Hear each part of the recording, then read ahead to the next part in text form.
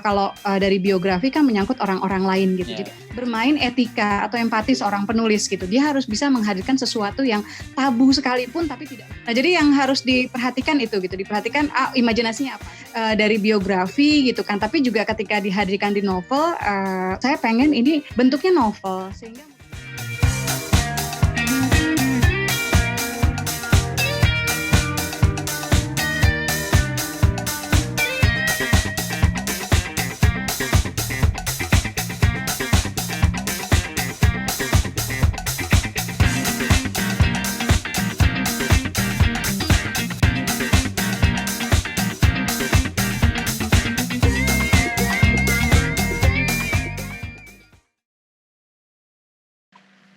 Bismillahirrahmanirrahim. Assalamualaikum warahmatullahi wabarakatuh. Waalaikumsalam warahmatullahi wabarakatuh. Saya akan dipandu Ayah Isa Alamsyah atau bagaimana nih? Akhirnya jadi pembicara juga di Belajar dari Bintang. Host ya. Baik ya teman-teman semua, apa kabar? Mudah-mudahan sehat, mudah-mudahan selalu terinspirasi dan menginspirasi. Terinspirasi itu penting supaya teman-teman idenya tidak habis-habis ketika menulis.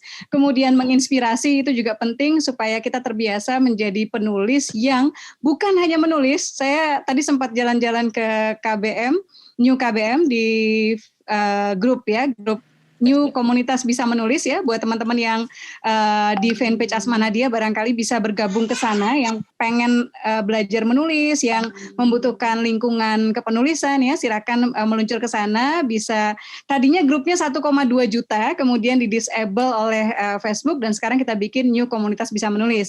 Jangan lupa juga untuk download aplikasi KBM ya, KBM App di Google Play Store. Teman-teman kita yang nulis di sana, aduh gajinya udah lebih besar dari Asma ini ya. Jadi harus semangat, harus semangat. Mupeng. Ya, jadi mupeng ya. Kemudian hari ini saya insya Allah akan dibantu sama Ayah Isa Alamsyah ya Ayah. Ya, kita ini ya sekaligus tanya jawab. Anda merasa jadi pembicara. Kemudian kali ini kita bisa sayang-sayangan dan bikin panas yang masih singgelilah. Ya, jadi bahasan yang diamanahkan ke saya adalah menulis ya, membuat tulisan, membuat novel ya, biografi. Jadi alih-alih menulis biografi ya, pengalaman hidup kita, perjalanan hidup kita, atau bisa jadi pengalaman hidup orang lain, pelajaran hidup dari orang lain ya, kenapa tidak memilih untuk menuliskannya dalam bentuk novel? Kalau saya pribadi sebetulnya lebih prefer ke sini, dan kenapa-kenapanya, ini bawaannya jadi hostnya siapa ya? Kenapa-kenapanya nanti kita bisa bahas. Oh ya, Ayah mau nanya Bunda apa nih ya?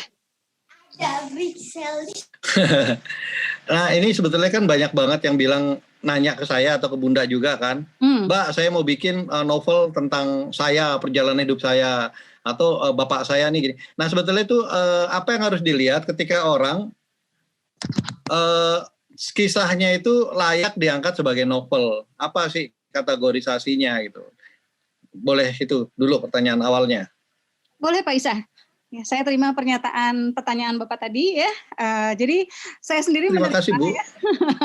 Asma sendiri menerima, jadi kocak ya. Asma sendiri menerima banyak banget pertanyaan sih sebetulnya ya, baik di DM, kemudian termasuk di fanpage Asma Nadia gitu ya. Ada yang pengen ditulisin kisahnya ya. Tapi jujur kalau buat saya ada beberapa hal sih yang harus teman-teman tanya khususnya ya. Baik ketika teman-teman, sebentar nih kayaknya saya harus matikan ini dulu deh, WhatsApp dulu ya, bunyi-bunyi terus ya. Khususnya ketika teman-teman misalnya ingin menulis ya, teman-teman ingin mengambil cerita, baik cerita pribadi atau misalnya cerita orang lain, tanyakan beberapa hal ini ya. Yang pertama, tanyakan apakah secara material ya kita punya bahan yang bagus ya, karena ini kalau buat saya penting banget gitu. Keinginan kita menuliskan kisah kita apakah berbanding lurus dengan bagusnya atau keunikan atau kuatnya materi gitu untuk kita angkat gitu. Saya tidak asal menuliskan, saya sendiri ketika diminta untuk menuliskan novel ya, biografi dalam bentuk novel, biasanya saya pertimbangkan itu. Saya nggak langsung mengiyakan, saya akan duduk bareng dulu gitu, saya akan ngobrol dulu gitu, kemudian melihat misalnya seberapa kuat sih kisah ini. Jadi buat teman-teman yang pengen ditulis novelnya oleh Asma Nadia ya, GR aja. Tapi beneran Ten ya, itu ada cukup banyak komen-komen seperti itu ya.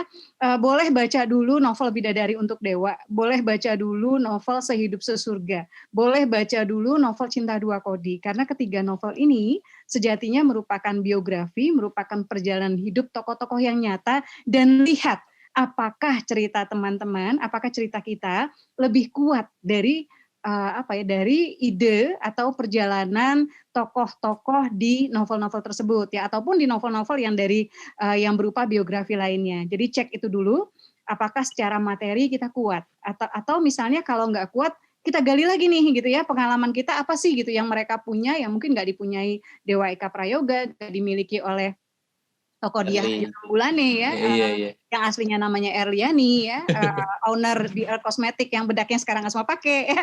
Kemudian ada Cinta Dua Kodi ya, Cinta Dua Kodi ini juga sudah difilmkan yang main Acha Septriasa, dan di Cinta Dua Kodi ini kisah seorang muslimah gitu ya. Ini novel yang saya akhirnya saya mau ngerjain gitu karena saya sadar bahwa saya belum dari 60 buku Asma Nadia waktu itu ya, saya belum menulis menghadirkan kisah yang womenpreneurship, dan saya pengen banget membangun ini gitu ya. Dan tokohnya menarik gitu karena dia memulai dari 2 kodi pakaian, kemudian dia akhirnya berhasil menjual lebih dari 10 juta potong pakaian. Itu kan prestasi yang luar biasa gitu. Itu yang pertama. Kemudian yang kedua, lihat apakah cerita ini, misalnya Mbak cerita perjalanan hidupku sedih banget gitu ya. Sedihnya tuh sedih buat kamu aja gitu ya, tragis banget, tragisnya tuh tragis buat kamu aja gitu ya, atau sedih dan tragisnya itu relate ke banyak orang. Nah kalau sedih dan tragisnya relate, pelajaran hidupnya itu bisa dimaknai oleh banyak orang, maka kamu punya peluang untuk menjadikan kisah hidupmu atau kisah seseorang yang kamu dengar gitu ya, itu bisa dinikmati lebih banyak orang, bisa istilahnya yang baca itu bisa, gila gue banget ya, gue juga ngalamin kayak gini gitu. Gue juga ngalamin misalnya keluarga gue juga misalnya ya, misalnya broken gitu. Gue juga broken home nih gitu, kayak Kartika di Cinta Dua Kodi. Oh gue juga ngalamin nih ketika mau nikah ternyata ibu kandung misalnya tidak menyetujui seperti di Bidadari Untuk Dewa. Atau misalnya di Erliani gue juga ngalamin nih gitu ya, punya ibu tiri misalnya, atau mau sekolah itu perjuangannya luar biasa gitu ya. Dan ini hal-hal yang teman-teman harus cari, harus jawab dulu gitu. Kemudian apalagi yang mau ditanyakan ya? Mau nanya dong Mbak. Oh boleh. Mbak, kan kalau misalkan kita nulis fiksi yang tanpa ada biografi gitu ya, itu kan ya kita secara ya udah kita tuangkan apa yang kita pikirkan dan kita riset segala macam. Nah, yang paling sulit dari novel biografi, menggarap novel biografi itu apa Mbak? Kalau buat saya bagian dari menemukan keunikan atau benang merah. Jadi cerita misalnya beranjaknya dari mana nih? Bentuk cerita sih Ten. Kalau buat saya itu yang paling susah. Bentuk cerita itu berarti kamu sudah tahu misalnya kita akan mulai dari mana, akan berakhir di mana gitu ya, benang merahnya seperti apa. Apakah misalnya secara plot akan dimulai dari ending, atau misalnya secara plot akan dimulai kayak novel Asma sebelum 3 novel yang tadi Asma sebutkan, Asma juga sudah mengangkat ya secara sebagian ya Ten ya. Kayak misalnya di buku Jilbab Traveler Love Sparks in Korea gitu. Ini saya memulai dari sesuatu yang saya kira akan jadi ending gitu. Oh ternyata nggak ending, ternyata jadi klimaks gitu ya. Rencana boleh aja kan, kadang-kadang salah gitu. Saya mulai dari Festival Kembang Api, itu merupakan satu dari 6 festival kembang api terbesar di dunia, itu di Busan. Jadi momen itu, dan uniknya ketika saya di Busan dulu tahun 2009 ya, saya jalan sama Hyun-geun ya dan sama beberapa teman lain. Waktu itu udah kebayang bahwa saya akan menulis novel dan endingnya di sini gitu, atau openingnya akan di sini gitu. Nah, jadi menentukan openingnya tuh akan di mana gitu, akan bagaimana gitu. Kemudian ceritanya akan bergerak kemana. Itu kalau buat saya yang susah sih gitu. Sama seperti kalau di Bidadari Untuk Dewa kan akhirnya malah bab pertama itu justru bab terakhir yang saya tulis karena saya nggak puas gitu kan dengan apa sih, kayaknya ada something missing gitu ya.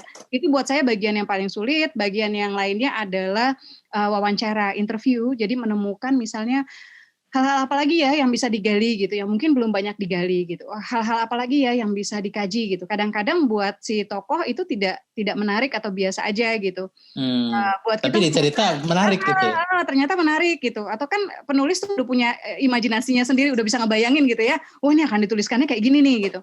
Atau misalnya awalnya misalnya buat si pemilik cerita yang mengalami ini pribadi sekali gitu. Kayak di Cinta Dua Kodi ya, salah satu yang buat saya semangat waktu itu mau menuliskannya adalah karena saya boleh mengungkap satu bagian yang tidak pernah diceritakan kepada umum gitu loh. Dan itu bagian itu adalah bab itu dimulai, Cinta Dua Kodi dimulai dengan suami bersimpu di hadapan istrinya, minta istrinya menggugurkan kandungan. Dan saya ingat saya belum pernah nulis ya tentang aborsi. Oh, saya mau nulis ini gitu. Karena sekarang ini kan di marketplace aja orang bisa dapat ini ya, dapat obat-obatan pintas gitu ya untuk aborsi gitu. Dan saya pengen nulis ini gitu. Saya pengen nauzubillah min dzalik, kalau ada yang mengalami yang desperate saat ini, mereka baca Cinta Dua Kodi dan mereka bisa berpikir, oh gue nggak mau, gue nggak akan mengikuti sebuah kesalahan dengan kesalahan lain yang lebih besar, ya dengan perzinahan, dengan pembunuhan misalnya gitu. Dan ini bahkan bukan perzinahan gitu loh, karena dalam pernikahan gitu. Jadi membuka ini gitu. Kemudian yang lainnya yang kita harus hati-hati ya Ten, karena ini menyangkut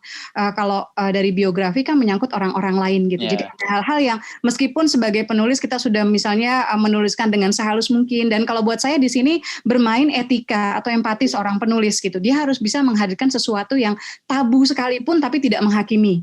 Gitu loh. Nah ini yang harus, atau sesuatu yang ingin disembunyikan tapi mereka menyetujui, kadang-kadang udah disetujui ternyata diputuskan disembunyikan juga gitu kan. Nah ini hal-hal yang kita harus siap gitu, kita harus siap, dan karena ini kisah milik seseorang ya harus kita hormati gitu, kita hormati, dan jangan sampai misalnya setelah bukunya terbit, niatnya harus niat baik dulu bahwa perjalanan yang dihadirkan insya Allah bisa memberikan motivasi, bisa mengobarkan semangat ya, bisa membuat orang get inspired gitu ya.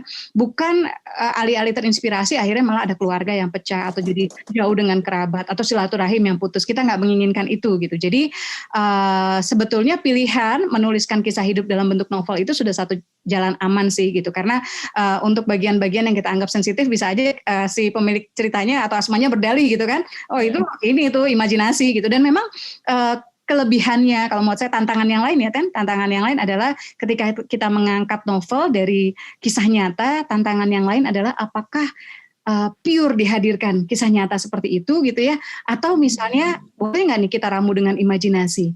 Misalnya kalau di Cinta Dua Kodi saya bagaimana Erliani Kartika ya melihat mesin jahit ibunya ya.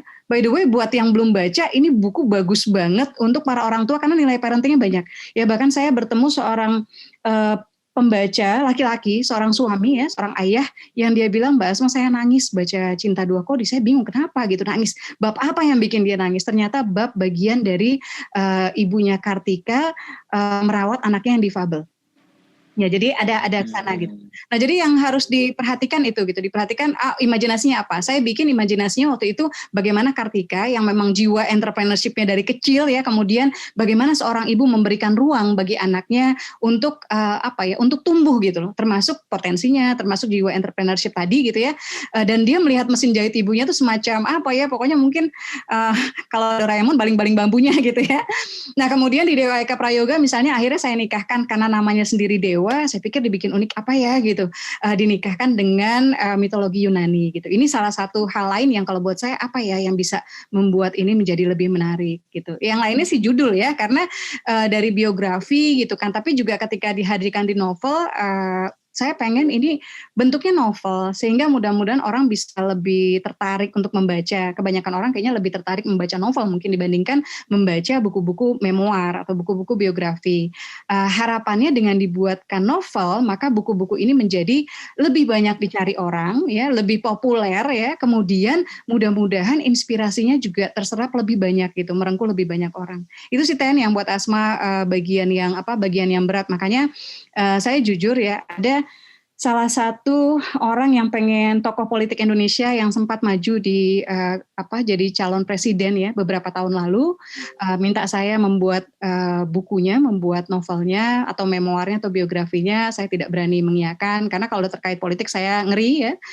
Uang bukan segalanya di sini. Kemudian ada juga yang tokoh motivasi Indonesia salah dua yang paling terkenal lah bisa dibilang kayak gitu ya, yang minta Asma untuk menuliskan kisahnya gitu. Jadi nggak semua diterima juga karena kalau buat saya tadi gitu, hal-hal yang tadi itu gitu, kemudian ada hal-hal lain yang saya pertimbangkan gitu kan.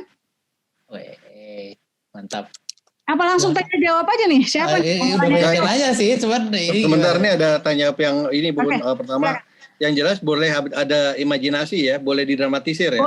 Boleh didramatisir. Bahkan kalau novel itu sebetulnya bukan cuma didramatisir sih. Novel itu ketika kamu menulis novel dari biografi, dari perjalanan hidup seseorang, maka seorang penulis harus bisa berempati, harus bisa menaruh rasa dia ke rasa tokoh-tokoh yang dia mainkan harus bisa menaruh nyawa dia gitu ya, seakan-akan itu nyawa dia sendiri. Harus bisa menaruh jiwa, emosi gitu ya, seakan-akan dia sendiri yang mengalami. Dan kegagalan biasanya kalau kita menghadirkan buku-buku yang dari pengalaman hidup gitu ya. Kemudian ketika kita muat di dalam novel, kita buat bentuk novel kok tidak menarik, kok tawar dan sebagainya, salah satunya barangkali karena si penulis tidak meletakkan rasa gitu. Jadi buat teman-teman ada dua. Yang pertama, kalau itu kisahmu sendiri ya, kamu punya keuntungan karena kamu merasakan semua ya. Kisah Singgelilah ya, ditolak 7 kali misalnya gitu. Kamu tuh mengalami penolakan-penolakan itu, penolakan A begini, penolakan B gini, penolakan C gini. Kamu tuh lebih bisa memahami penolakan itu dan penderitaan yang menyertainya dibandingkan orang-orang lain ya. Itu keuntungan gitu. Cuma yang lain misalnya keterampilan. Ya, apakah kamu punya keterampilan untuk menggarap kisahmu semenarik mungkin. Jadi dua ini harus kamu punya gitu. Kalau misalnya teman-teman nggak punya keterampilan yang harus lebih baca lagi gitu ya. Jangan sepelekan ya buku Ayah yang 101 Dosa Penulis Pemula itu dari workshop menulisnya Asma Nadia selama 2 hari gitu, dan hal-hal yang sifatnya teknis yang sangat bisa kamu perbaiki dan membuat kamu insya Allah menjadi penulis yang 101 poin lebih baik itu ada di sana gitu. Jadi skillnya tetap ya, skillnya ditambah, tambah rasanya.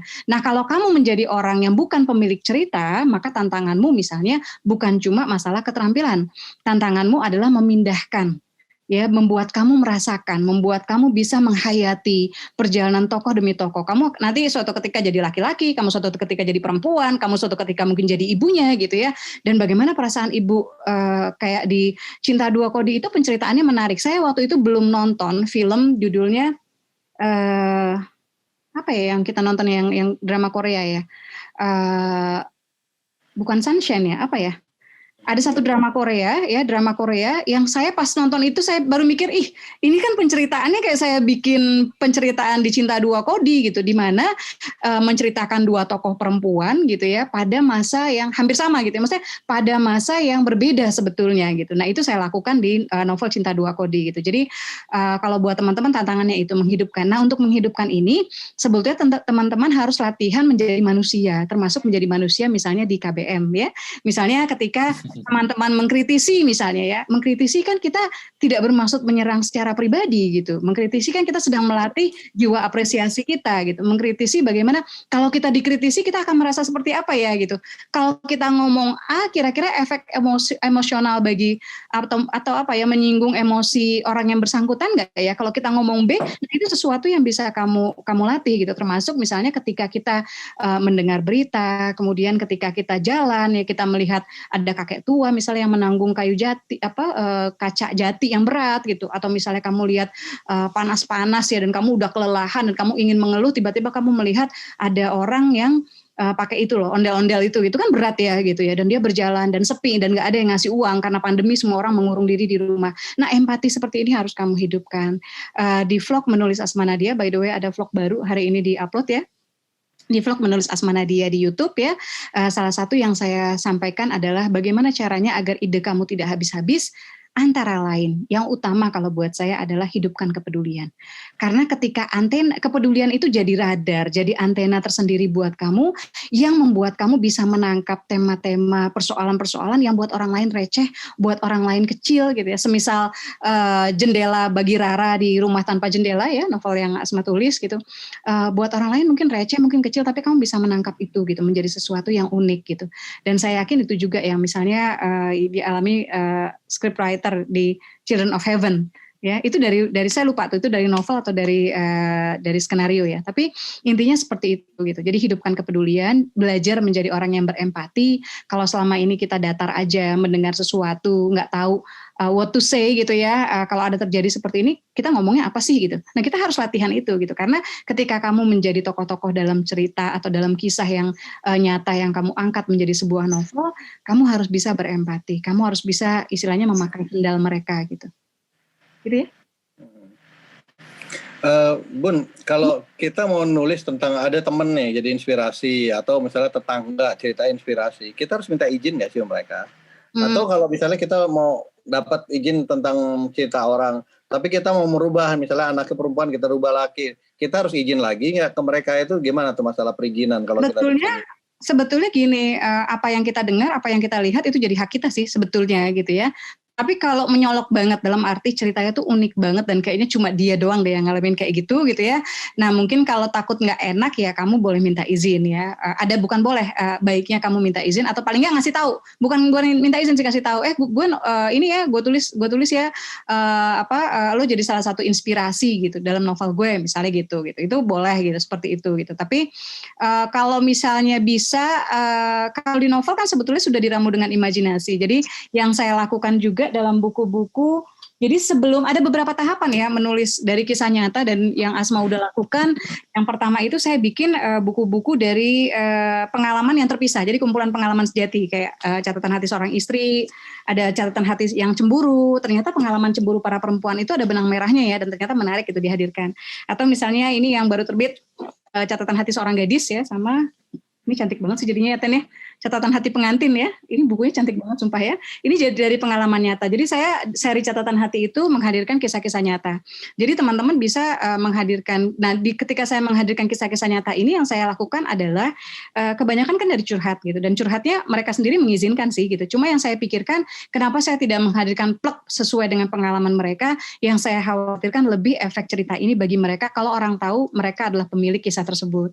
Jadi akhirnya yang saya lakukan saya namanya saya ganti, kemudian kotanya juga saya ganti, kemudian pekerjaan suami kadang-kadang saya ganti gitu ya. Jadi intinya menyamar jumlah anak juga diganti karena saya tidak ingin mempopulerkan aib atau luka seseorang atau masalah rumah tangga seseorang. Yang saya inginkan lewat penyusunan buku-buku catatan hati termasuk buku istri kedua adalah itu ada sahabat saya yang curhat gitu ya. Tapi orang nggak akan tahu dia siapa gitu loh karena sudah disamarkan gitu, kota disamarkan, panggilan disamarkan, keturunan kadang-kadang yang Tionghoa saya bilang di situ Arab, ya nggak apa-apa, yang penting benang merahnya sama gitu, apa yang mereka alami sama gitu. Dan ini kalau menurut saya pentingnya teman-teman harus menjadi penulis yang baik gitu, penulis yang punya nyawa, penulis yang punya jiwa, penulis yang punya empati, karena dengan begitu teman-teman bisa menimbang-nimbang misalnya ini jeleknya apa ya gitu, ini apa ya. Assalamualaikum Beijing, saya ambil kan dari email ya, dari email seseorang. Muslimah usia 19 tahun tiba-tiba kena sakit ya, jadi pembekuan darah yang kadang-kadang dia menyerang otak, dia jadi stroke, kemudian di jantung jadi kena penyakit jantung ya. Kalau di telinga penggumpalan darahnya dia jadi tuli gitu dan itu bisa temporer bisa permanen. Jadi dia mengirimkan email. Kemudian akhirnya saya berpikir nih kayaknya akan jadi sesuatu. Nah ini radar ya, ini radar karena saya tahu ini akan menjadi sesuatu. Saya lanjut tuh email-email itu. Kita email-emailan lama gitu sampai akhirnya dia bertemu dalam kondisi yang istilah udah mau meninggal berapa kali gitu. Ketemu laki-laki Tionghoa ya yang mencintai dia, mau masuk Islam untuk dia gitu. Dan saya bilang gila ya ceritanya gitu. Ini memberikan harapan nih gitu bagi teman-teman kita yang sakit gitu untuk meraih cinta sejati. Sampai saya tanya ke suaminya waktu itu boleh nggak saya nanya sesuatu yang agak kurang ajar? Saya mohon maaf sekali. Kenapa menikahi gitu? Ketika kemungkinan misalnya bahwa ya dia bisa dipanggil Allah kapan aja gitu. Intinya kenapa nggak nyari yang sehat gitu kan? Waktu itu dia suaminya bilang ya namanya umur kita nggak tahu gitu. Yang sehat bisa saja dipanggil lebih dulu oleh Allah gitu. Nah ketika kemudian saya meramu ini dalam imajinasi. Jadi bukan kisah dia utuh gitu. Tapi kisah sakitnya dan sebagainya dan dia memberikan izin karena waktu itu memang dia ingin mempopulerkan sindrom ya yang diderita gitu. Supaya orang lain, karena itu salah satu penyebab keguguran terbesar bagi perempuan ya. Dan dia ingin lebih banyak orang teredukasi gitu. Jadi saya mengantongi itu, tapi saya ubah gitu. Saya bingkai dengan imajinasi ya. Kemudian ketika saya ke Beijing ya, saya dapat ide. Jadilah judulnya Assalamualaikum Beijing, kisah cinta sejati ini dipertemukan dengan legenda kisah cinta di Beijing gitu ya. Sayang bukunya habis, mudah-mudahan nanti bisa diterbitkan lagi. Jadi banyak hal yang bisa dilakukan gitu ya. Dan tapi ketika novelnya jadi ya itu sudah termasuk misalnya saya pernah mendengarkan ngobrol di taksi ya sama supir taksi ya, selain ngantuk-ngantuk dan kepala pusing banget waktu itu, tiba-tiba supir taksi cerita tentang anaknya namanya Yuda dan anaknya itu orang yang berani, pernah hampir diculik tapi dia malah nakutin penculiknya, kemudian tiba-tiba punya benjolan di kaki dan karena punya benjolan di kaki ayahnya harus kalau memberikan sepatu itu dia harus cari sepatu yang lain gitu supaya bagian yang di di kaki itu bisa dikelat lah gitu ya, jadi nyambung gitu karena benjolannya besar gitu dan kemudian akhirnya diamputasi itu sampai anak itu akhirnya meninggal gitu. Saya dari mulai ngantuk sampai saya mulai mencatat, saya merekam di handphone ketika jadi menjadi salah satu cerita waktu itu dalam buku antologi semacam catatan hati, Latasan for Mothers kalau nggak salah, ya saya datangi rumahnya, saya berikan bukunya gitu, dan bagi teman-teman ya nggak ada salahnya gitu kalau memang dapat rezeki dari sana gitu ya untuk mendedikasikan juga gitu kepada orang yang sudah membantu meskipun misalnya tidak ada perjanjian apa-apa dan ceritanya sendiri sudah berubah sama sekali gitu ya, tapi ini bagian dari empati sih kalau menurut saya gitu dan bagian dari berbagi kebahagiaan. Bun, kalau udah ada yang nulis biografi seorang atau udah ada bentuk non-fiksinya, masih oke nggak kita bikin novelnya? Masih dong gitu, karena kayak Cinta Dua Kodi kan sebetulnya dulu sudah pernah dibikin non-fiksinya ya. Oh, Dua Kodi Kartika ya. Dua Kodi Kartika, bukan Cinta Dua Kodi. Dua Kodi Kartika sudah dibikin non-fiksinya, cuma yang waktu itu saya lakukan adalah saya tidak mau membaca non-fiksinya ya. Lebih supaya saya nggak terpengaruh, lebih supaya saya jernih nih gitu.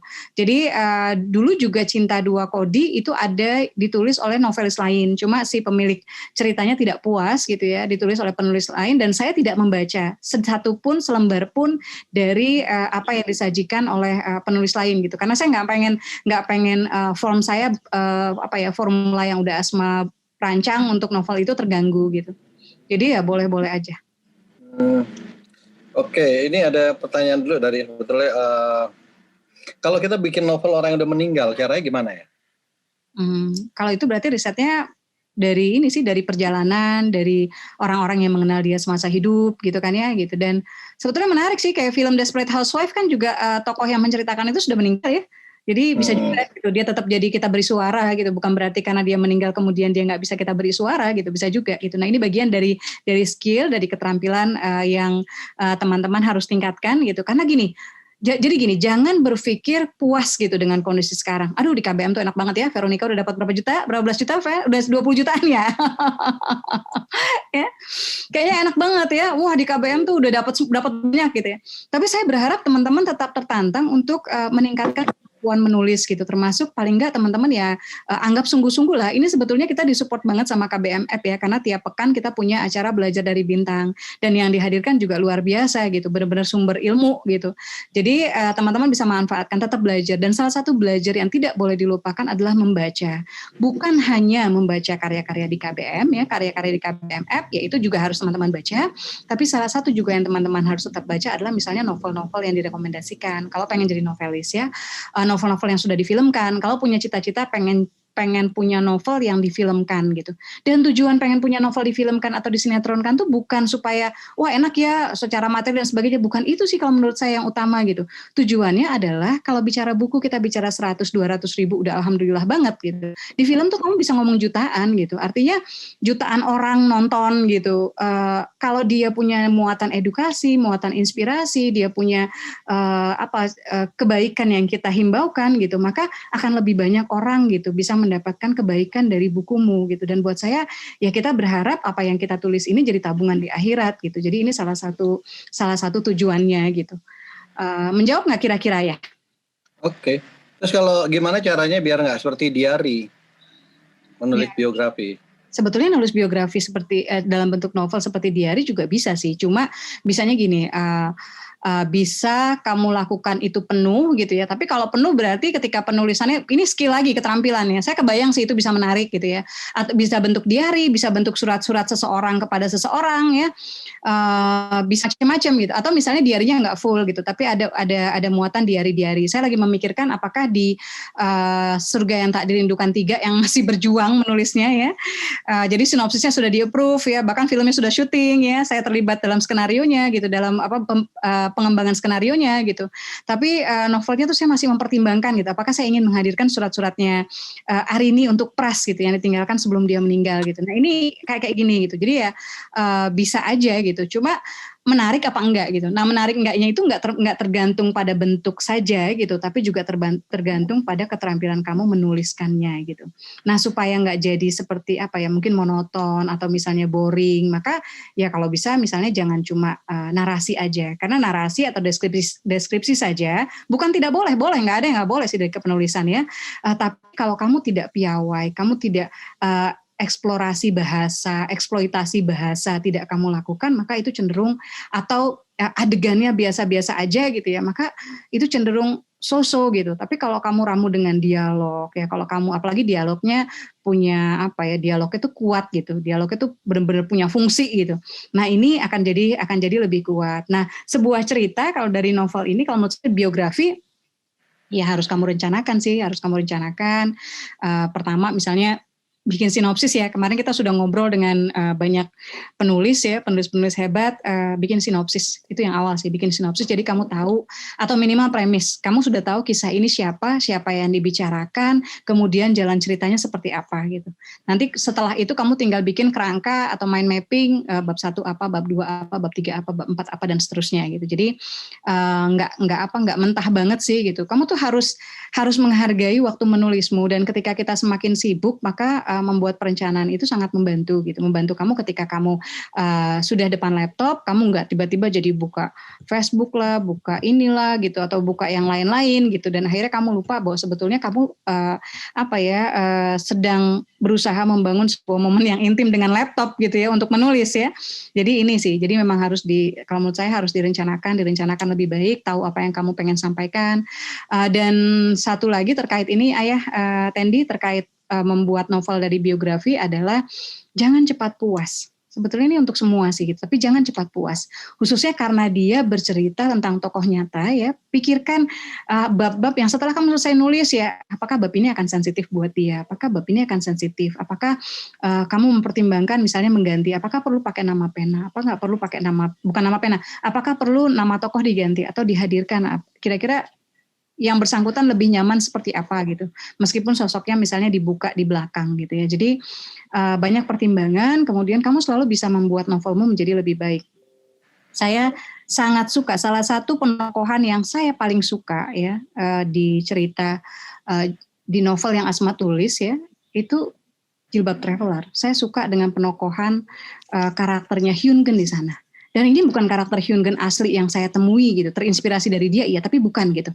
Bagaimana Hyun-geun ini melihat dunia itu serba hitam dan putih, dan dia punya latar gitu. Kenapa dia cuma melihat dunia itu ya kayak diwakili dua kubu warna itu aja gitu loh. Kemudian ketika dia jadi fotografer ya dia ngambilnya BW ya, black and white gitu. Jadi bagaimana Rania kemudian menjadi semacam warna baru gitu, yang mengobrak-ngabrik ya, memporak-porandakan bangunan hitam dan putih yang selama ini dia jaga gitu, dia lindungi gitu. Nah jadi ini hal-hal yang munculnya belakangan gitu. Jadi munculnya nggak ketika saya nulis saya udah tahu, enggak gitu. Saya nulis berinteraksi kemudian menarik ya dibikin begini. Saya balik lagi ke halaman awal gitu. Menarik ya bikin begini gitu. Jadi teman-teman harus tetap belajar untuk tidak cepat puas ya, tidak cepat merasa hebat ya. Nah, tidak cepat puas ini akan mudah kalau teman-teman tidak pernah merasa hebat gitu. Nah, kalau teman-teman udah punya perasaan gue hebat, itu akan proses kreatifnya menurut saya akan mati sih. Karena ketika kita merasa hebat, kita mungkin akan berhenti membaca, kita mungkin akan milih-milih komentar yang kita terima dan tidak kita terima gitu ya. Sebelum mempelajarinya lebih dulu gitu. Kita mungkin akan akhirnya akan berhenti berusaha untuk ini dibagusinnya, dipercantik, ibaratnya novel itu rumah ya, kamu kan pengen ya, misalnya jendelanya diapain, atau misalnya pintunya diapain gitu. Bagaimana, bisa nggak sih dibikin ini jendelanya udah dipasang di sini gitu. Perlu nggak sih posisi jendelanya dipindahkan gitu, atau misalnya bisa nggak sih di depan jendela itu dikasih taman gitu, sehingga lebih segar gitu. Ada perubahan-perubahan yang bisa membuat naskahmu tuh menjadi lebih baik. Ini yang membuat saya capek, suka beberes di rumah. Curhat. Jadi lemari dipindahin sana, besok minta pindahin lagi balik, habis itu geser lagi sana, besokannya sana. Wah. Jadi catatan hati seorang suami sih nih. Iya. Kalau di novel boleh gitu Bun, tapi kamar beneran nggak boleh, capek. Oke, sekarang kita tanya jawab dulu ya Tendi ya. Iya Pak, ya. Oke, Bro Tendi atau kita buka gimana tuh Bro Bahrul, siapa yang dibuka? Oke. Atau Bro Tendi mungkin ngatur. Ya, boleh. Ini udah banyak nih yang nanya di chat, ada di raise hand aja. Dari Mbak Vero dulu yang raise hand. Silahkan langsung aktifkan aja suaranya.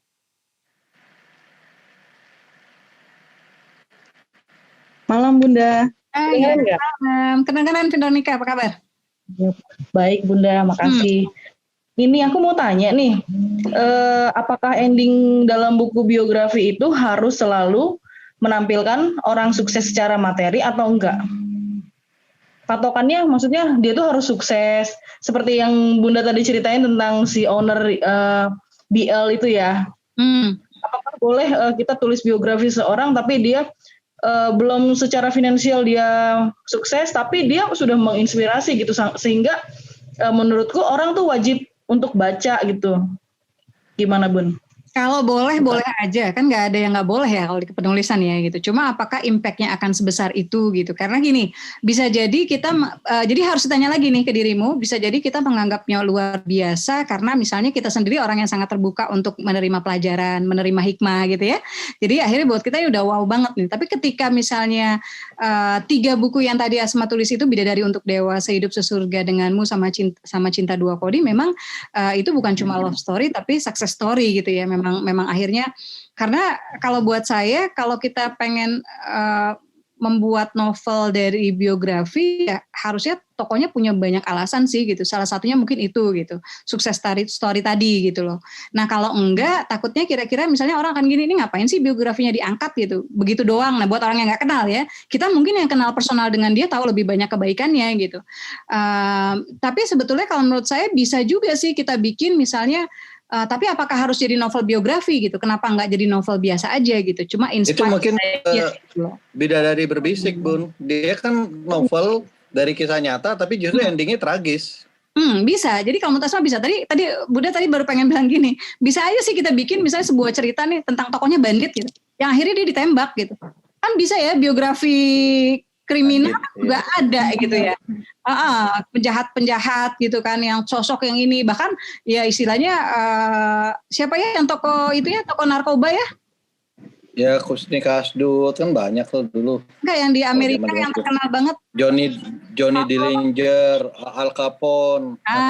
Ya kan bisa kan kita bikin biografi, jadi bahkan dia nggak harus sukses, dia penjahat pun nggak apa-apa gitu. Kalau bisa juga misalnya dengan cara dia menginspirasi kisah kita, jadi inspired by gitu ya, nggak harus menjadi sebuah novel biografi utuh gitu. Karena kayak Asma di Cinta Laki-Laki Biasa, cerpen itu sebetulnya dari kisah nyata, inspired by true story gitu.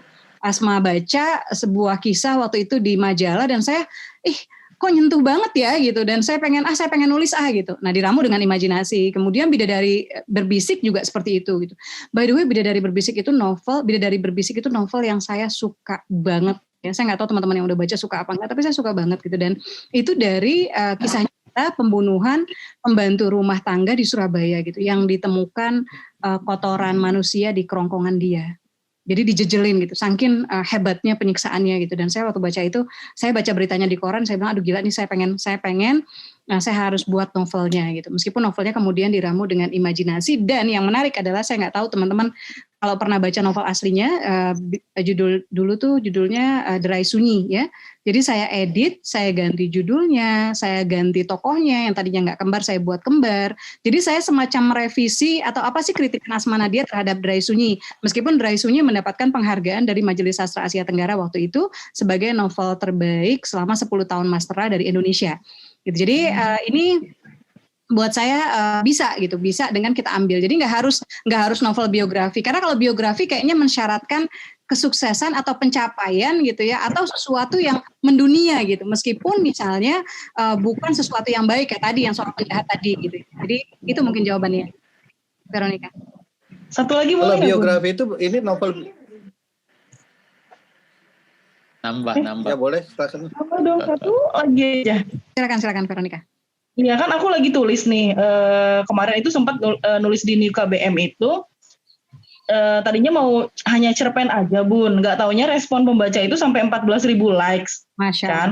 Lalu aku lanjutkan ke New KBM, ini memang kisahnya hampir kayak yang biografi seseorang. Si perempuan ini jadi gila karena dia tertekan sama suaminya lah, intinya anaknya meninggal. Nanti boleh coba lihat di New KBM. Nah cuman memang kalau secara tujuan dari si cerita ini kan bukan aku menceritakan tentang si tokoh utamanya ini sukses segala macam. Dia nggak harus, ya Asma nangkap, dia nggak harus love story, tapi misalnya kisah yang unik banget bisa. Jadi misalnya kisah tragedi yang tragis banget gitu, atau misalnya dia kisah yang kayak semacam ada ya terjadi kan misalnya penyakit yang saya nggak tahu teman-teman nonton nggak sih, judulnya 6 feet meter ya. Jadi ada penyakit itu aneh banget gitu, nggak banyak yang terkena itu gitu. Nah kayak gini kan bisa ya, bisa.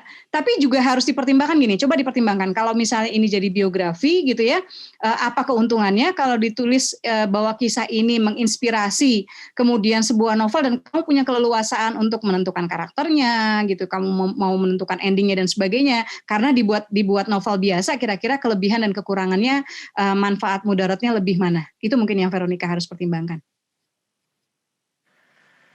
Bun, kalau novel biografi itu maksudnya fiksi atau non-fiksi? Kalau novel biografi, kalau novel jatuhnya dia fiksi ya. Jatuhnya dia fiksi. Cuma fiksi, inspired by true karakter atau inspired by true events gitu ya. Ini mungkin yang penulisnya jadi punya ruang lebih sih gitu untuk menggarap gitu. Karena dia nggak harus terlalu setia dengan apa yang terjadi. Boleh nakal lah istilahnya. Oke. Siapa lagi nih, Ten? Dari Mbak Dewi Fatimah. Yuk. Assalamualaikum Bunda. Waalaikumsalam. Anak saya bangun. Bunda, kalau saya lihat di buku Love Spark in Korea itu ada tulisan based on true story. Yang saya tanyakan bedanya apa sih Bun? Terinspirasi dari kisah nyata, berdasarkan kisah nyata, ini kisah nyata, itu ada berapa posisi kisah nyata yang dicantumkan di situ? Ada ketentuannya nggak? Kalau ketentuan mungkin secara umum kita nggak, saya belum menemukan sih misalnya bilang kalau based on true character atau misalnya true events atau apa itu berapa persennya gitu.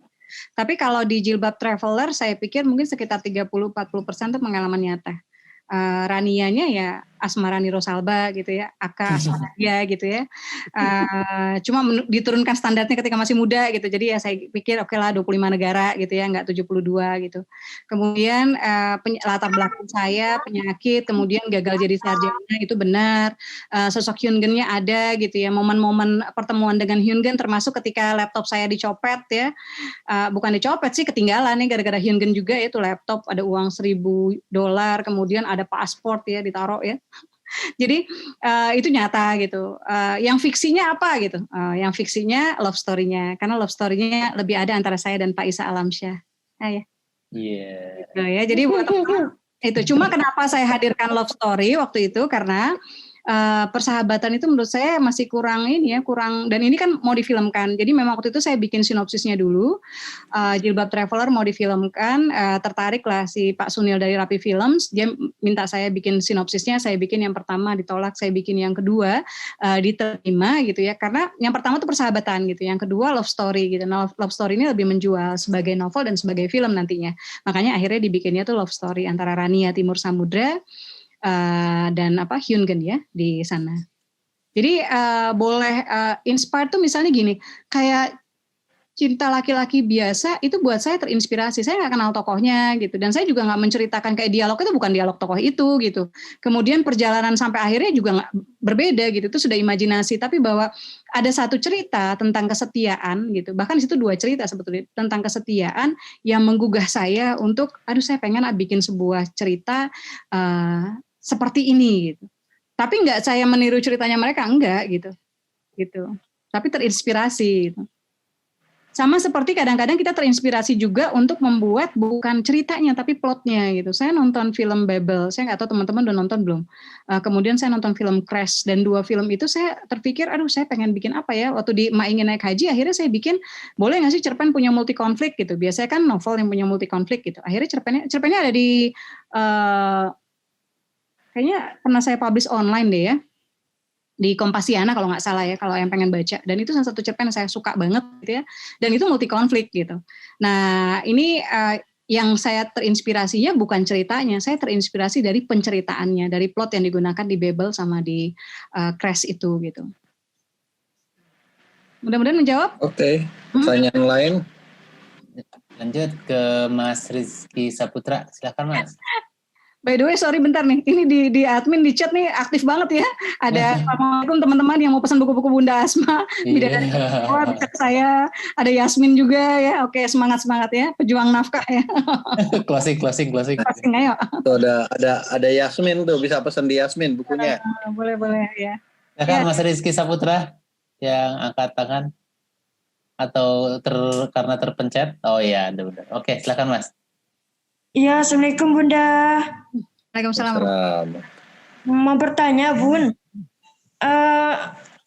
bagaimana caranya kita memasukkan ekspresi jiwa dan emosi ke dalam tokoh? Apakah perlu kita beli buku psikologi untuk belajarnya Bun? Kalau kamu baca-baca buku psikologi ya itu akan membantu kamu misalnya membuat karakter-karakter yang tidak biasa. Mungkin itu ya, dan membantu kamu mempunyai landasan bagi bangunan karakter yang kamu buat gitu. Tapi kalau menurut saya tidak lantas membuat seorang penulis bisa menjiwai tokoh-tokohnya gitu. Untuk itu ada beberapa hal sih. Yang pertama, kamu harus banyak baca. Harus banyak baca. Jadi gini, membaca itu jawaban sebetulnya dari apapun yang ingin ditanyakan seorang penulis. Seriously, ya. Kamu akan bisa menemukan banyak jawaban bagi persoalan-persoalan, masalah-masalah kepenulisanmu itu di buku-buku yang kamu baca. Jadi kalau kamu pengen jadi novelis yang handal, baca banyak novel. Kalau baca banyak novel bagus ya. Kalau kamu pengen jadi cerpenis yang handal, baca banyak cerpen.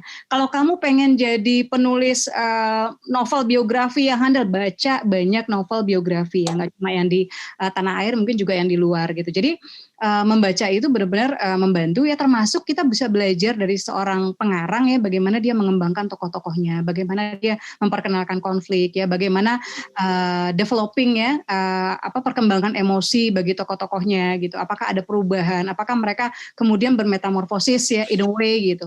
Nah itu kamu bisa tumbuhkan ke sana, tapi intinya sebetulnya untuk rasa ini kan nggak bisa diajari. Rasa ini bisa diwakili dengan satu keterampilan menulis. Kamu tidak cukup punya perasaan, tapi kamu terampil, bisa.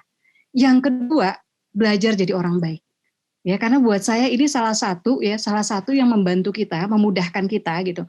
Orang yang nggak punya empati, orang yang hanya fokus pada dirinya sendiri, orang yang tidak pernah melihat. Kemarin Mas Jujur Prananto bilang kan bahwa kamu harus jadi observer yang baik gitu. Kamu harus mendengarkan, bukan cuma didengarkan. Kamu harus bukan cuma pengen dilihat ya, jadi perhatian, tapi kamu juga harus melihat dan memperhatikan gitu. Buat saya ini benar banget gitu, ini benar banget. Jadi latihan jadi orang baik. Salah satunya adalah orang baik itu tahu gitu, dia tahu bagaimana bersikap gitu.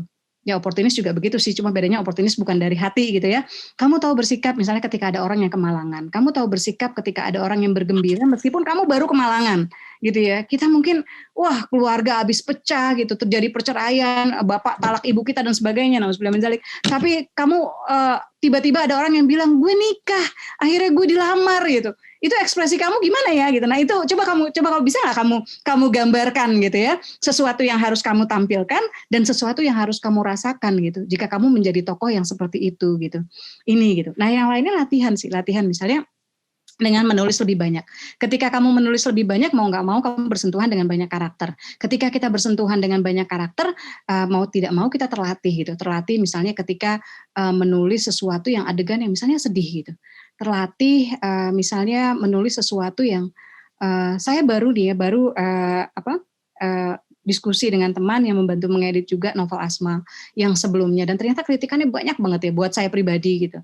Dan saya jadi melihat bahwa betapa hitam putihnya saya dulu gitu, padahal dunia nggak hitam putih gitu. Kalau teman-teman nonton drama Korea gitu, itu banyak hal-hal yang misalnya ibunya tuh kelihatan jahat gitu, meninggalkan anaknya, nggak ngurusin gitu, kayak mau mencari kesenangannya sendiri gitu. Ternyata di ending kita baru tahu ternyata ibunya tuh nggak jahat gitu. Ibunya bahkan mengamati anaknya, menjaga anaknya diam-diam, bahkan hampir mengorbankan nyawanya demi menjaga anaknya diam-diam gitu. Ini sesuatu yang kita menurut saya kita harus lebih banyak membaca ya, lebih banyak menonton juga gitu ya, tapi harus membacanya harus lebih banyak ya. Dan kemudian mengembangkan rasa gitu, dan menjadi penulis yang tidak cukup puas gitu. Ini tulisan saya diapain lagi ya? Karena kalau saya pribadi misalnya gini, saya sudah punya 60 buku. Dari 60 buku mungkin sekarang yang ada di peredaran yang mungkin sekitar 20-25 gitu. Artinya ada 30 lain gitu yang siap terbit gitu. Kalau saya mau tutup mata, saya nggak edit lagi, itu terbit ya. Terbit, dapat royalti, dapat uang gitu. Tapi buat saya bukan itu gitu. Karena saya akan malu gitu nerbitin buku itu sekarang. Dan kalau misalnya dia fungsinya untuk dakwah, maka untuk menarik dakwah anak sekarang, zaman dulu kan nggak ada gadget kan, nggak ada handphone, nggak ada WhatsApp, nggak ada ini gitu, sosial media gitu. Saya harus menampilkan kekinian itu gitu, sehingga naskah ini mudah-mudahan jadi berpotensi juga menjadi media dakwah, media kebaikan, media edukasi gitu ya bagi anak-anak remaja kita saat ini. Ini yang saya lakukan kemudian dengan novel Joe Dankas gitu. Ini Joe Dankas ini sudah terbit, saya suka banget ceritanya. Kalau saya mau merem gitu ya, saya bisa gitu. Dan ini ternyata saya memutuskan tidak mengubah zaman. Jadi settingnya tuh tahun 2000-an gitu. Tapi kemudian saya tetap ngedit gitu. Saya tetap ngedit, tetap secara gadget tetap diupdate gitu ya dan sebagainya gitu. Karena buat saya editing itu bukan sekedar kepuasan dan nama kita yang ditaruh di sana, tapi juga kita ingin naskah ini tidak punya alasan untuk ditolak oleh pembeli gitu. Termasuk naskah ini bisa menjadi bahasan dari mulut ke mulut gitu. Nah saya pengen kalau orang ngomong tentang pacaran dalam Islam, ada nggak sih novelnya gitu? Mereka bisa lihat misalnya novel Joe Dankas yang Pergi Cinta Datang Cinta tadi gitu. Judul juga saya ubah gitu. Nah tadi Ayah sempat ngomong kan soal judul, judul tuh apakah begini, apakah begini. Pikirkan juga judul yang kira-kira megah untuk ditampilkan di layar lebar. Siapa tahu gitu, nanti naskahmu punya jalan ke sana gitu. Kenapa Asmanadia mengganti Istana Kedua dengan Surga Yang Tak Dirindukan? Pertimbangannya itu. Agar megah judulnya di layar lebar. Kenapa saya mengganti judul Derai Sunyi dengan Bidadari Berbisik? Saya punya harapan ketika dengan judul yang sekarang dia lebih lebih menarik saat diadaptasi, saat diterjemahkan ke format yang berbeda. Mantap. Oke. Semua tuh rahasianya. Pertanyaan siapa lagi? Oke, lanjut ke Mas Omar Rahat, habis itu ke Mas Arvizon. Dari Mas Omar Rahat dulu, silahkan. Assalamualaikum warahmatullahi wabarakatuh. Assalamualaikum warahmatullahi wabarakatuh. Kita bisa ikut sharing juga dengan Bunda Asma dan Ayah Isa ya. Ini Bun, saya kan termasuk penulis pemula ya. Jadi dalam penulisan pertama saya ini emang lebih seneng atau udah jatuh cintanya itu ketika tulisan Bunda di Bidadari untuk Dewa. Nah itu kayaknya menarik nih novel biografi nih. Nah, yang paling esensial dari penulisan novel biografi itu apa sih Bun? Jadi selain pelibatan emosi dan juga value mungkin ya. Jadi lebih banyak value yang bisa diperoleh atau manfaat untuk semuanya dalam buku itu. Terus dan ini ada kejadian menarik Bun, saya kan juga nulisnya di KBM baru 1 ya Bun, tapi sebenarnya udah ada naskah sih dari hasil interview dengan narasumber. Nah itu saya keblok karena narasumber ini sangat sibuk Bun. Nah itu gimana cara menyiasatinya? Makasih Bun. Waalaikumsalam. Narasumbernya itu punya ketokohan ya. Kalau punya ketokohan dan kamu pengen setia ya mau nggak mau kamu harus cari waktu sih gitu atau minta izin bisa akses memudahkan dia. Misalnya kamu nggak harus wawancara. Jadi zaman sekarang apalagi pandemi gini gitu kan ya lewat WhatsApp aja gitu dan bilang kalau dia sibuk bisa lewat voice notes gitu. Itu. Bisa sih lewat Google Form Bun.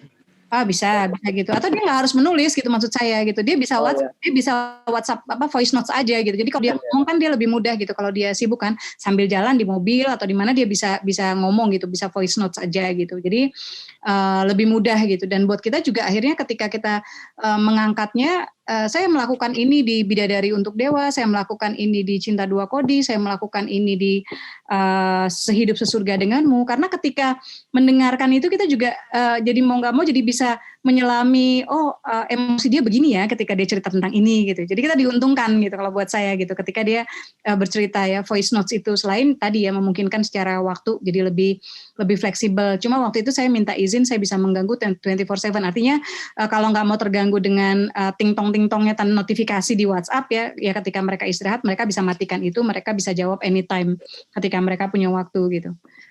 Nah kalau misalnya ketokohannya juga tidak terlalu, kesulitannya lebih banyak, kalau setia sama dia ya sudah banting setir aja, bangun dengan imajinasi, jadikan novel yang lain.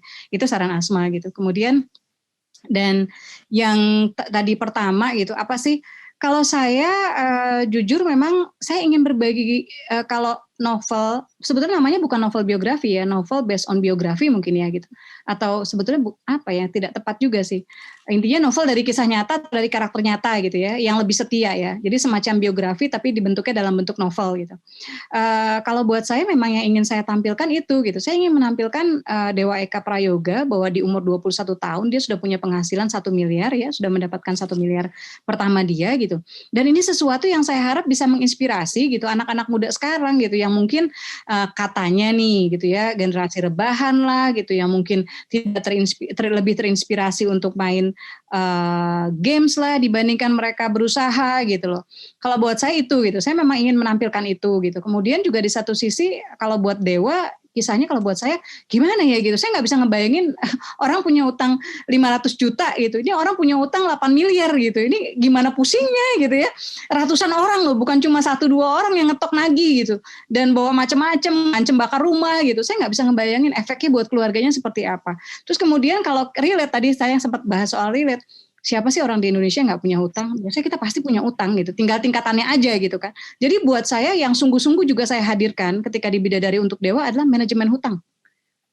Karena ketika saya mendengarkan lebih banyak dari Dewa gitu, saya tahu bahwa ternyata kita jadi sebagian besar kita kenapa terkubur gitu ya, makin lama terperosok makin jauh, hutang-hutang makin tinggi, makin banyak, bukan berkurang gitu. Karena kita melakukan beberapa kesalahan gitu loh. Nah saya berharap orang yang baca novel Bidadari untuk Dewa mendapatkan bukan cuma love story antara Dewa dan Haura bidadarinya, tapi juga mendapatkan ini gitu, manajemen hutang ini gitu. Kalau mereka pernah ngalamin atau saat ini mungkin sedang, jadi bagaimana mereka mencari tongkat Nabi Musa. By the way ini ada yang nanya, sekalian saya jawab ya. Bunda Asma izin bertanya bagaimana cara menaruh nilai-nilai Al-Quran dalam penulisan biografi seorang. Coba baca Sehidup Sesurga Denganmu, coba baca Cinta Dua Kodi, coba baca Bidadari untuk Dewa. Karena di Bidadari untuk Dewa itu kan ada beberapa filsafah juga gitu loh. Yang ternyata yang tongkat Nabi Musa gitu ya. Ketika kita ini percaya bahwa pasti ada sesuatu yang sebetulnya bisa dijadikan pijakan gitu, bisa membantu kita gitu. Kemudian misalnya saya sangat kagum dengan Siti Hajar gitu, dan ketika saya mendengarkan kisahnya Dewa gitu, oh iya dilakukan Dewa itu benar ya, belajar dari Siti Hajar gitu. Jadi ketika kita punya masalah, dia menangis, menyesali, stres, depresi, nggak akan membantu apa-apa gitu. Apalagi nauzubillah min dzalik bunuh diri gitu. Tapi kamu kalau punya masalah, kamu harus bergerak gitu. Kamu harus bergerak, mungkin terbangun silaturahim, dari silaturahim kamu nggak punya jalan keluar, orang lain bisa menunjukkan jalan keluar gitu. Kan Siti Hajar begitu kan, bolak-balik kan nyari air ya buat Ismail gitu, yang masih bayi merah gitu. Yang kalau dia cuma diem aja menangisi suamiku di mana ya, nggak selesai gitu. Bisa jadi bukan cuma bayinya yang meninggal, dia pun bisa meninggal gitu. Tapi dia berlari, berjuang, berusaha gitu. Dan Allah menjanjikan innamal usri yusra gitu. Pasti ada kemudahan, pasti ada pertolongan gitu. Nah jadi itu ya salah satu tadi contoh bagaimana memasukkan nilai-nilai Al-Quran ya dalam penulisan biografi. Banyak ruang yang bisa diisi gitu. Ini menjawab nggak sih ya? Jawab, memang Bunda tuh gitu. Jadi serap aja deh. Ya makanya baca, beli novelnya. Masih ada. Sekarang giliran Asma yang waktu disuruh minta nambah Ten. Gantian deh biasanya minta orang waktunya tambah. Siapa lagi nih Ten? Ayo kita sengaja deh, kita nambah waktu biar nggak geser-geser lemari ya. Iya. Ke Mas Arvizon. Silahkan Mas. Arvizon. Baik, Assalamualaikum Mbak Asma, Pak Isa, Mas Tendi. Waalaikumsalam. Assalamualaikum warahmatullahi wabarakatuh. Langsung nih Mbak Asma, saya mau nanya, kalau untuk tokoh yang sudah mungkin terlanjur dikenal publik, apakah itu masih relevan atau masih tepat kalau kita bikin novel gitu Mbak? Biografi mereka itu kita tulis dalam bentuk novel gitu. Apakah sebaiknya itu biografi yang realistis saja gitu, yang apa adanya gitu ya, biografi lah gitu. Saya pernah baca biografi Jenderal Sudirman, Jenderal Ahmad Yani, Insinyur Soekarno, terakhir saya pernah baca juga biografi atau falugrafi namanya itu Helmi Yahya. Kalau dari luar negeri saya pernah baca biografi Michael Jordan, itu semuanya berbentuk memang bukan novel gitu. Nah, apakah untuk tokoh-tokoh publik seperti itu masih relevan kita bikinkan novel? Saya khawatirnya karena mereka tokoh publik, kita bikinkan novel ya, banyak imajinasi di situ, malah terkesan lebay karena masyarakat kan sudah tahu ya, mungkin segmen-segmen kehidupan mereka itu sudah banyak sering expose. Kalau kita bikinkan novel kayaknya kok jadi lebay gitu ya, masyarakat pada tahu nggak pernah kok dia gitu, nggak pernah kok dia begitu gitu kan ya, kurang lebih seperti itu. Nah, apakah masih relevan, Mbak? Karena begini, saya ada rencana mau menulis sama sekali dari nol gitu, tapi dia sekarang sudah jadi tokoh publik walaupun di tingkat daerah, dia sudah cukup dikenal gitu. Nah, apa berdasarkan biografi dia, Mbak? Gitu, gimana kira-kira, Mbak? Makasih. Oke. Kalau menurut saya tantangannya gini, boleh nggak? Boleh. Tapi siap-siap ya. Yang pertama, riset kita atau angle yang kita ambil gitu ya, kita harus mengambil angle yang kira-kira berbeda dari yang apalagi kalau dia biografinya sudah banyak ditulis oleh orang lain gitu ya. Jadi ada nggak sesuatu yang berbeda yang bisa kita hadirkan? Jadi coba buat pertanyaan-pertanyaan yang bisa dijawab oleh diri sendiri gitu ya. Kalau kita menyusun ini, kira-kira ada pertanyaan nggak yang bisa ada perbedaan nggak yang bisa kita tampilkan? Kemudian atau kita ngambil angle tidak dari dia, tapi misalnya dari istrinya atau mungkin dari bagaimana anaknya memandang ayahnya, misalnya seperti itu. Kemudian kalau karena gini, saya melihat cukup banyak memoir ya, memoir selebriti yang dibuat gitu. Tapi yang aku tuh jarang. Jujur aja yang aku jarang gitu.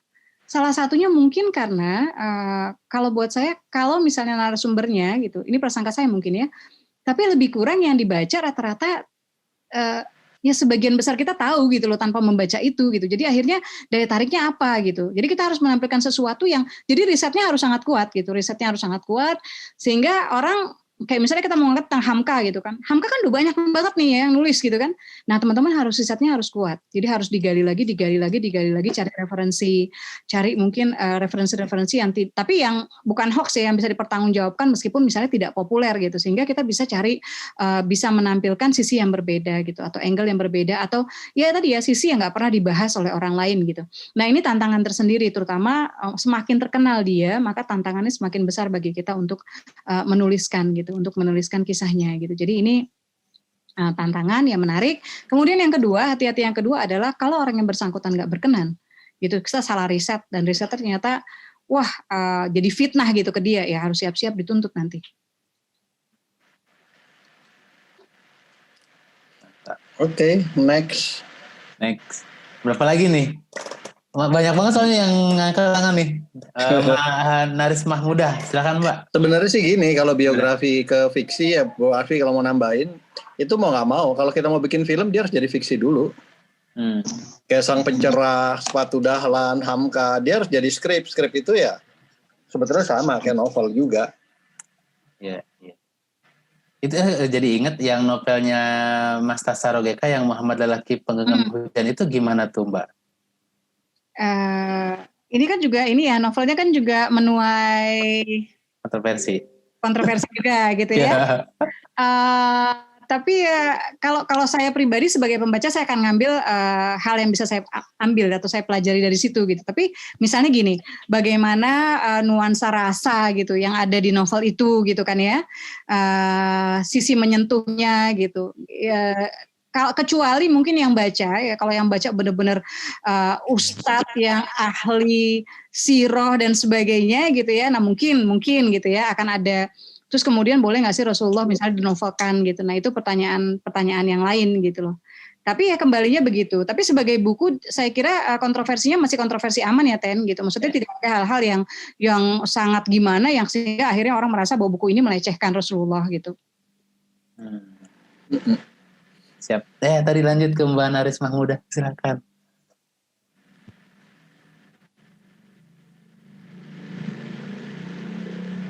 Bismillah. Bu Asma, saya pernah membaca buku 100 Dosa Penulis Pemula. Di dalamnya itu ada satu. Kurang satu. Iya, satu. Lupa. Diskon. Satu bab. Itu judulnya seru sendiri Bu. Nah itu bagaimana ya caranya biar tulisan kita tuh nggak seru sendiri sama pembacanya gitu. Gimana? Itu yang tentang seru sendiri. Kita merasa ceritanya seru, padahal baca rasa nggak seru. Kalau kayak gitu pakai test reader deh. Jadi kayak test reader tuh misalnya ada orang-orang yang kamu minta untuk baca dan lihat komen mereka gitu. Jadi pembaca-pembaca pertama gitu yang bisa ngasih masukan dan kamu akhirnya bisa bikin perbaikan-perbaikan gitu sebelum benar-benar novelnya dirilis gitu. Tapi sebetulnya sih kalau kita pembaca yang baik kita tahu sih gitu. Kita tahu apakah novel kita seru atau cuma kita sendiri yang seru gitu ketika menulisnya gitu ya. Atau yang paling ini kadang-kadang terjadi pas nulisnya seru, pas bacanya lagi udah selesai kok nggak seru ya gitu ya. Jadi ini yang teman-teman yang dicari nggak serunya apa gitu ya. Jadi yang paling penting tuh gini, kalau teman-teman buntu cari tahu kenapa teman-teman buntu, penyebabnya apa gitu. Kalau teman-teman tadi gitu ya merasa kok lebay, kok nggak menarik, kok boring, cari tahu gitu ya. Apa sih yang bikin ini boring gitu? Apa sih yang bikin ini? Apakah tokoh-tokohnya kurang hidup? Apakah konfliknya tidak tajam gitu? Apa nih gitu? Atau misalnya tidak ada adegan yang kalau di film tuh biasanya kalau saya sama Mas Guntur Suharjanto, Mas Guntur tuh suka bilang kan golden scene gitu ya. Wah harus ada golden scene nih. Nah jadi itu gitu. Kamu harus menciptakan golden scene itu gitu supaya nggak cuma seru-seruan sendiri gitu. Nah kalau kita pembaca yang baik, kalau kita penonton yang baik ya. Jadi ketika saya diskusi dengan teman-teman, dengan produser, dengan scriptwriter gitu. Nah itu wawasan nonton juga ngaruh gitu loh. Biasanya produser tuh kayak Pak Manoj tuh biasanya suka gini. Asma coba ini deh nonton film, rekomendasinya film India ya ini. Nah itu atmosfernya seperti itu gitu. Nah itu gitu. Jadi bukan niru film itu bukan gitu. Cuma atmosfernya, emosinya gitu. Itu seperti film itu gitu. Nah jadi wawasan nonton juga ngaruh di situ. Nah kita wawasan bacanya gitu yang ngaruh gitu. Makin banyak kita baca, kita akan terlatih dengan melihat begitu banyak golden scene gitu di buku-buku lain gitu ya, golden chapters ya di buku-buku lain gitu sehingga kita nggak langsung merasa bahwa karya kita hebat gitu loh, karena mungkin yang lebih baik dari itu sudah ditulis gitu. Jadi kita harus apalagi nih gitu. Makanya harus banyak membaca. Nah terutama nih ya teman-teman KBM yang royaltinya udah banyak harus rajin beli buku, harus rajin membaca gitu, investasi itu. Gitu ya. Siap. Kayaknya udah deh ya, bahas makasih ya. Sebetulnya pengen ini sini Mbak Lina Marlina masih ada. Sudah live ya?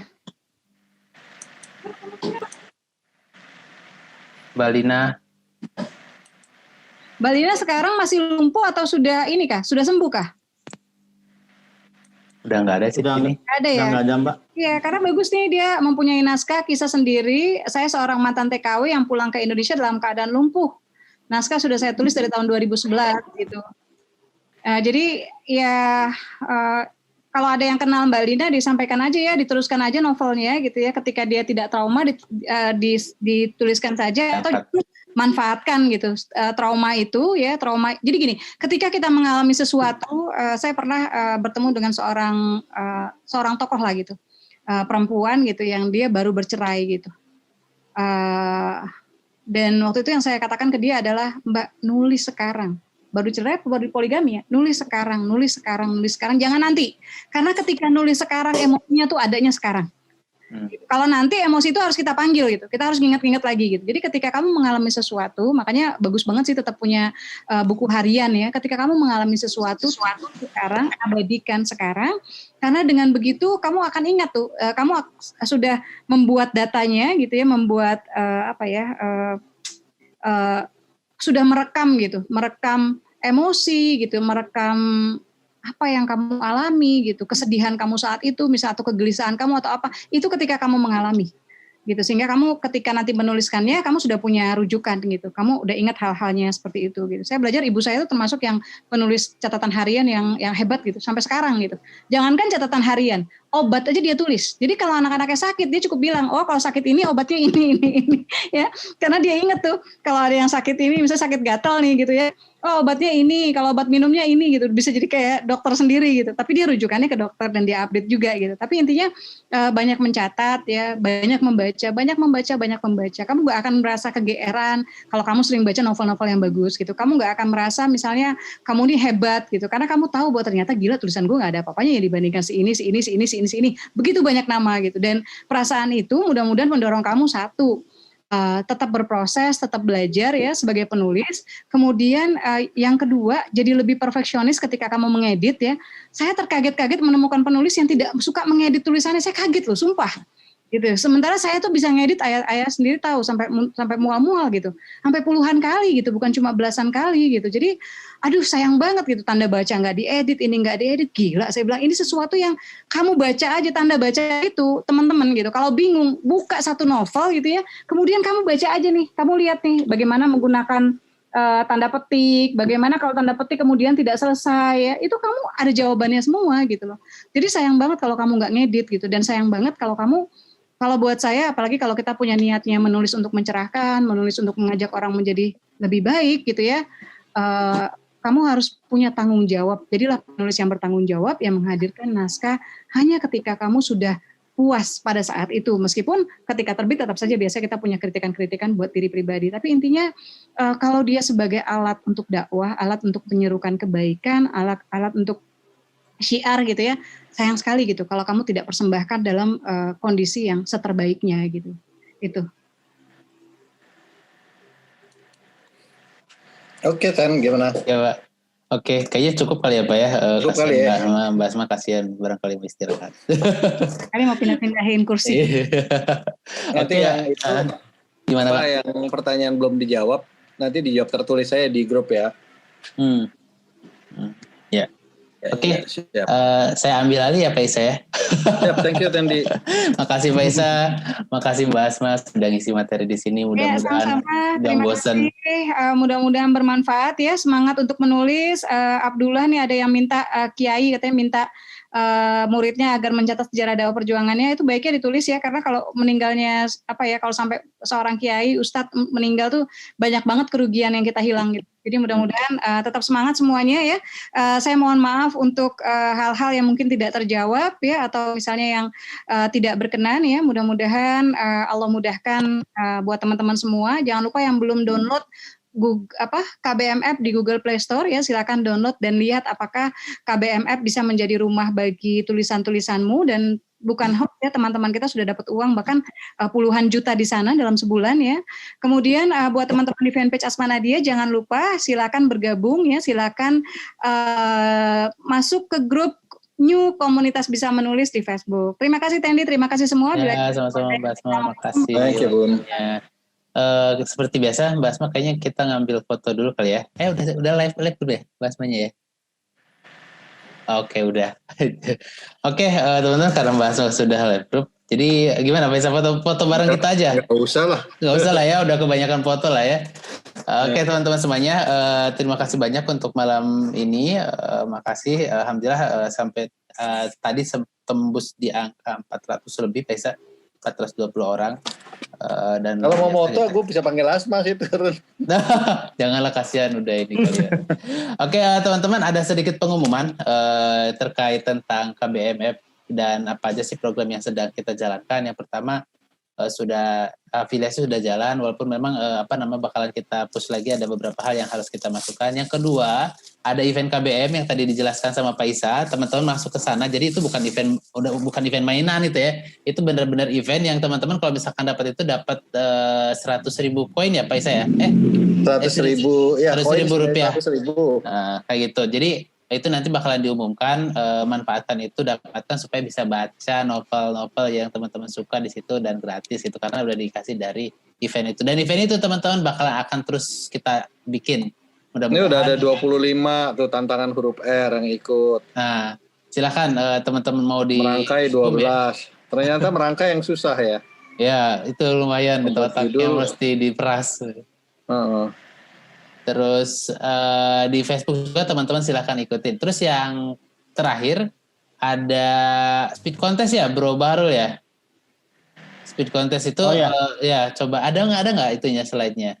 Nah, speed contest ini teman-teman, jadi untuk yang penulis di KBMF itu kalau misalkan Oktober kemarin teman-teman punya bagi hasil nih sama KBMF misalkan 5 juta. Nah, kalau misalkan di bulan ini tembus 15 juta, berarti ada penambahan bagi hasil dari Oktober kemarin dan yang sekarang, maksudnya bukan penambahan ya, tadi misalkan Oktober 5 juta nih. Nah, bulan November sekarang teman-teman tembus misalkan 15 juta. Nah, berarti teman-teman berhak mendapatkan bonus cash uang sebesar 1 juta. Berlaku kelipatan. Kalau misalnya teman-teman tembusnya 2 kali lipat, misalkan ada 20 juta, ya berarti teman-teman dapat 2 juta. Ini bakalan bakalan seru banget kalau misalkan teman-teman yang apalagi yang udah deket-deket di target, sesuai target itu kan ada jackpot tuh kayaknya. Kalau udah ternyata sekarang nih bulan kemarin 300.000 misalkan nih Pak, 300. Nah sekarang udah tembus 9 juta Pak. Ada yang gitu ya? Ada beberapa. Itu jackpot tuh dia bisa ngejar kayak gitu. Nah yang 5 juta ke atas juga udah banyak gitu. Jadi teman-teman silahkan kejar sampai akhir bulan ya bro ya. Sampai akhir bulan dikejar sampai akhir bulan. Kalau setelah itu kita umumkan. Jadi itu semuanya ya, bukan hanya satu orang, tapi setiap orang yang bisa mengejar itu bisa mendapatkan cash ya berupa rupiah sebesar 1 juta rupiah. Mungkin itu dulu Pak Isa. Thank you Tani, Bro Bahrul, thank you. Thank you Pak Isa, teman-teman semuanya. Terima kasih. Kita tutup dengan hamdalah. Alhamdulillah. Doa penutup majelis subhanallahi bihamdika asyhadu an la ilaha illa anta astaghfiruka wa atubu ilaik. Nantikan event selanjutnya yang lebih seru lagi. Semoga bermanfaat semuanya. Terima kasih. Maaf kalau ada kekurangan. Assalamualaikum warahmatullahi wabarakatuh. Waalaikumsalam warahmatullahi wabarakatuh. Waalaikumsalam warahmatullahi wabarakatuh. Thank you semua.